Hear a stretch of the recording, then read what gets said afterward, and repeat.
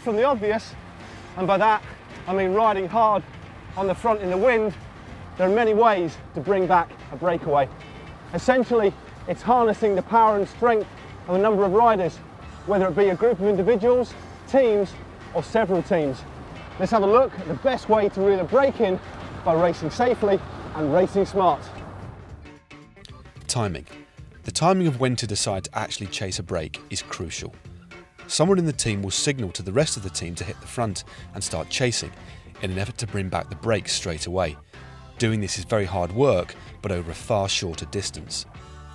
If you're in a team that has missed the move, start chasing before the lead gets over a minute, as this is more energy efficient than chasing for miles and miles. Sometimes a break will get away initially, as they're not perceived as a threat.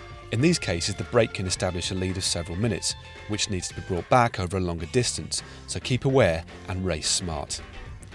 In the former scenario, riders need to relay quickly at the front of the bunch, mindful of wind direction and of course careful not to cross the white lines.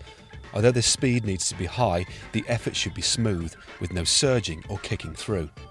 This will disrupt the rhythm of the chase and can actually deter other riders from joining in.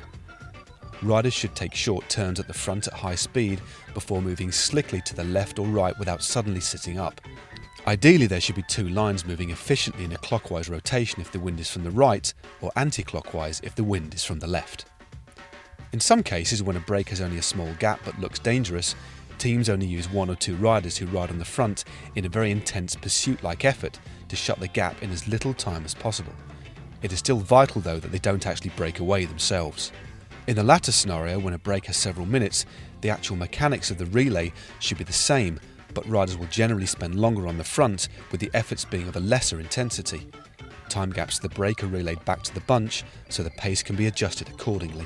Sometimes, rather than a rotating chase technique, a string of riders is used.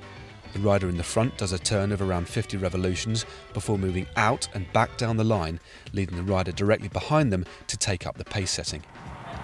Remember, the key to an effective chase is to keep the pace smooth and even, to encourage riders to work together.